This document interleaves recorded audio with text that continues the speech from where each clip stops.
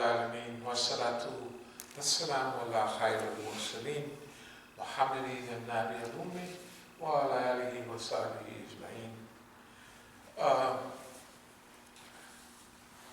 Last week we talked a little bit about the management style of Prophet Muhammad sallallahu alaihi wasallam. Yeah, we did. Management style, if you're harsh-hearted, you run them all the way, and it's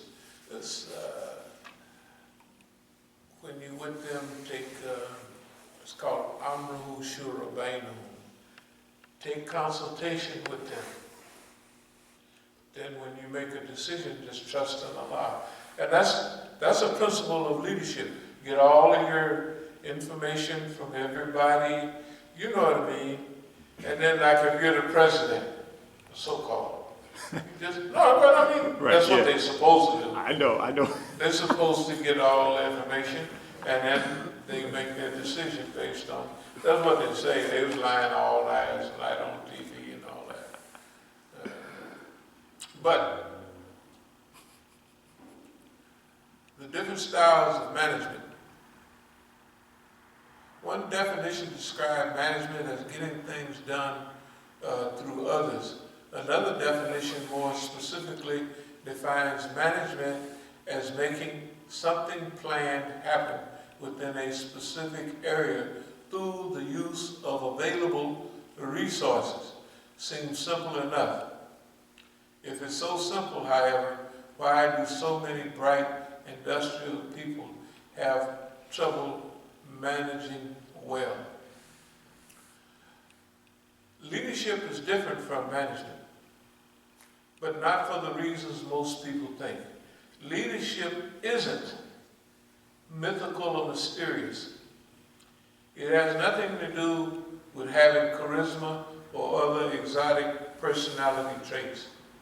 It is not the providence or province of a chosen few, nor is leadership necessarily better than management or a replacement for it. Rather, leadership and management are two distinctive and complementary systems of action.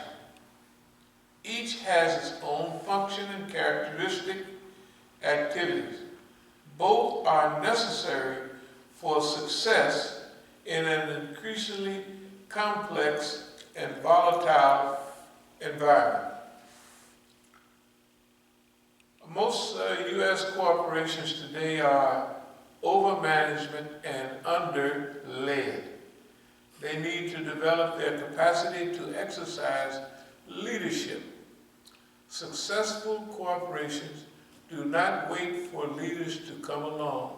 They actively seek out people with leadership potential and expose them to career experiences designed to develop that potential. Indeed, with a careful selection, nurturing, and encouragement, dozens of people can play important leadership roles in an organization. But while improving their ability to lead, companies should remember that strong leadership with weak management is no better and is sometimes actually worse than the reverse. The real challenge is to combine strong leadership and strong management and use each to balance each other. I would go on and read differences between management and leadership. I'll just read a little bit of it. Management is about coping with complexity. Its practice and procedures are largely a response to one most significant developments of the 20th century, the emergence of large organizations. Without good management, complex enterprises tend to become chaotic in ways that threaten their very existence. Good management brings a degree of order and consistency to key dimensions like the quality of profitability or procedure. Leadership, by contrast, is about coping with change. In other words, it's saying, like management, leadership is a skill. Leadership is a skill. And I was listening to one so-called leadership expert. He had something good to say. He said that leadership, he was talking about experience. That experience is the best teacher. And he shocked the audience by saying, experience is not the best teacher. He said, reflection, right, upon the experiences that you have. And this for us is when delay comes in. And the Quran says, don't you should be of those who reflect. You know, reflect off the experience. You have the experience, and we know experience is a serious teacher. Experience builds character. You know, in fact, so-called failure is the one that builds character, because if you just do something that just cruises along, you don't really learn much except how to be arrogant, because I did a good thing. But you know, even in the dunya, when a young guy was coming up and getting big, and one of them was, we was out at Harry Wynn. We used to call him Dirty Harry because he was as dirty as he could be. There's a cocaine spot. So Harry was so dirty that when the police kicked his door in, he said, don't stop here talking to the vice. Go up to Ed Adams' house, that's my connection. And that was the joke going around town, that when they kicked in Harry's door, he said, don't stop here, go up to Ed Adams' house. That's my connection. And Ed Adams, good God Almighty, he was an older Negro from the 40s and 50s. And Ed Adams kept his cocaine in a safe behind a picture on the wall. I mean, you're talking about classical, it's ridiculous, right? If you go watch any detective story, anything from the 40s or 50s, where's everything at? Behind a picture on the wall, and it's a safe there. And so, now the reason I'm mentioning Ed Adams, because Ed Adams was an older Negro. If I was still in my 20s, Ed Adams had to be in his 50s. And so Ed Adams, he was talking about, excuse the language, he would say, you know, when they up at night talking all that old Mac talk, he was a cocaine dealer, but all the drug dealers would have a few women as a front. So Ed Adams said, them young niggas be talking that stuff, you know what I mean? They got things big as this Coke can, you know what I mean? But I stick my little thing in the girl and she come, you know what I mean? And I ain't been wholeless. He said, I haven't been wholeless for 24 years, you know what I mean? What he was talking about was that you're not really big until you take a few hits and you make comebacks, you know what I mean? If you do something successful, you rob a bank or you get a special package of dope that was so big that you get your Cadillac, you get the house, you get everything off that one thing, but that's don't make you big. You got the same house, same car and all that all of us have, but until you take a hit and come back from that hit, and the more you get hit and the more you come back, that's what makes you big. And I was out in front of the club, and I was right in the prime, I'm talking about right in the top of the game. So Ed Adams had just got that case, and it had broken him, you know what I mean? Because now he's older and all that getting back and what it's going to cost him. So I had, I don't know, $12,000 in my pocket. That's how much money I had made. This is late at night, 1 or 2 o'clock in the morning. So I gave it to him. Because a lot of those big-time gangsters from the old days, they're people that when we was real younger, we looked up to them. And we didn't, I didn't want to see them broken by the system. You know what I mean? So everybody else, they didn't care about each other. But I did. I would help them out. I mean, and that's a nice piece of money in those days. So I gave him 12. We were just sitting in the car talking. And you could see he was trying to hold up a good front, but that case had broken him a little bit, And so I gave him the money, hoping he would do good. He passed away not long after that.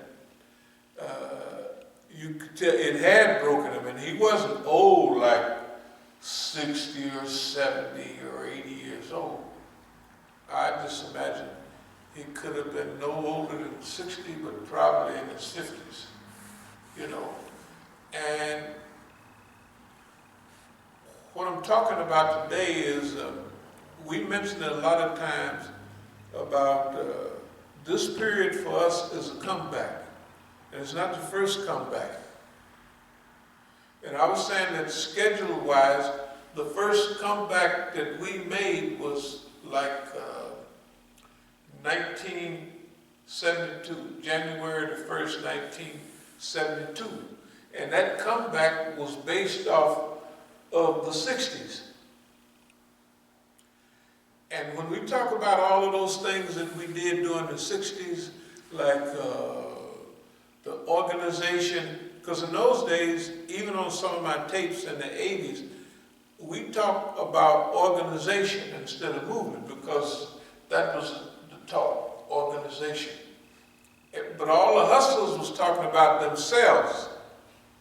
We talked about organization. That's what made us different from them.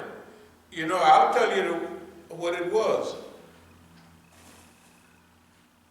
When we came up, all the gangsters lived, the pimps and hustlers lived on the other side of town in West Oakland. And, Oakland was always famous. They had people coming all over from Ohio, everywhere.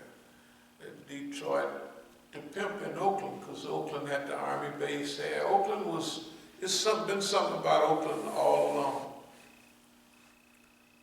So I didn't learn my gangsterism from them. Guess where it was from? Television. The guy that came up after me, Felix Mitchell, it was wajib for his old organization to watch those old untouchable programs. It was wajib. They had to watch them. Now, okay. Now imagine, think of those old untouchable programs. First, Big Al goes to the penitentiary, Al Capone. So we wanted to be like Big Al, Hollywood Big Al. Like I told the FBI, they told me, well, if you wanted to be like Al Capone, you would have been a government informer. I said, I didn't want to be like no Al Capone, the person. I wanted to be like the Hollywood Al Capone. Right. Now remember after that, Bruce Gordon is Frank Nitti. I don't know if you remember them. I remember those. Okay. Black pipes, striped suit, Hamburg hats. Now if you look at us during the time, that's exactly, look at them suits. Pinstripes, Hamburg hats. We brought Hamburgs back in. Tailor-made Hamburg down there at Andrew Cross, the hat shop. 5-star Beavers, hey man, we brought all that back. And And them big four-door cars, we brought, all before that, everybody drove two-door, coupe de villes and all that. We wouldn't, I had one, but I wouldn't sit in it too long. A coupe de ville, or a sedan de ville. Anyway, think of the picture. Bruce Gordon took over, Frank Nitty and took over from Al Capone. And Al Capone, Bruce Gordon is the head of it, and he got people under him, right? And they do such and such and such. We organized our whole thing based on television. That's why we was bigger than niggas. When we came up, when everybody looked at us, they asked me, one night they was out talking, Negro talk, hands. So I called the brothers, I used to always call the brothers on the phone, and they would come out, car load up with bring marijuana to the little cocaine spot and stuff. So one night they was talking out of the side of their mouth. And I took out a pistol and laid it on the thing, and then I took out I was on a nigga in town that had $1,000 bill. They got $1,000 bills, they got $500 bills, Grover Cleveland. So, you know, of course I went to the bank and said, y'all got any $1,000 bills? We got one. I said, let me have that boy. So I took out a roll of money, and it was probably just $15,000 or something like that, but $1,000 was on the top, $1,000 bill. 500 was right under that. So I said, are you a treasurer of some organization? I said, the treasurer. I said, I run this show. What are you talking about? So that principle had showed us, right, where to come from. That was another point in this period of 1968ism, late 19s, the winter of 67 going into 68. This is when, if y'all remember, I told you that we would always pull back after every so often and take a look around. That's what it's talking about, reflection. Experience and reflection. Don't you reflect? The earth is spread out like a carpet. You don't reflect on it, you don't think about all of that. This is what we was doing it, but first we was doing it automatically, like, something. It was natural, it was a gift, but it was a good gift. So 68, 67, 68, that winter in 67, 68, coming in. What we did was, everybody was talking about the Ward brothers in those days. The Ward brothers. And so, I always said, man, if I had 4 brothers doing the same thing, it was more than 4, but some were older, retired, and quit. I said, man, if I had 4 brothers doing the same thing I was doing, I would knock this boy.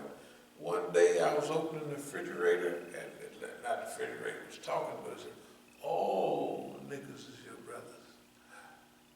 Key to everything, organization. Right? How you gonna structure your organization? You didn't see it on TV. See, TV was artificial, but we made it real. The niggas studied each other. That nigga pimped this way, that nigga pimped that way. They was always small. We was imitating our visual, our picture of an imitation picture of the white man. Now remember, of course, you want to be like the white man anyway, whatever you say, like. Still, you want to have a black infrastructure where you do like the white man. He runs his own show. And so definitely, that's exactly what happened. I'm telling you, we copied the visual picture of what the white man was showing us. Although I had an opportunity to spend a few months in jail at that time, and I went to the library and I studied management, books on management. The books are still in my library right back there from management period. The management period, and in those days there wasn't too many books on leadership, there was books on management, organization, and what have you. So I had studied those. So when I came out of jail, the first thing I opened was I had a record shop up and going, and I had businesses up and going right away because I was management. And I thought, well, if J.C. Penney's could have stores all over the world, right? Well, we could have record shops and other businesses everywhere, right? The same thing with Masjid. If you could open dope houses here, there, and other, you could open Masjid here, right? If you could do that, then you just transfer, just halal everything, and open up your masjid. Like you got a dope house here, a dope house there, a nightclub here, a nightclub there. No problem. Just the masjid. We just open up masjid. And I'll skip a little bit. It was so successful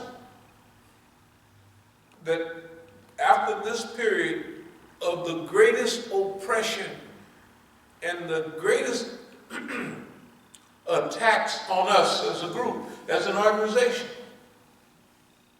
we still have our property in California. We have 8 pieces of property here.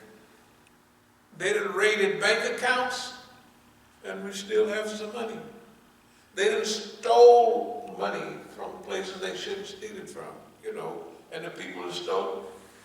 And Khadijah called me on the phone and said, yeah, talking about you have been broke in 50 years. I bet you broke now. It's ridiculous. It's ridiculous.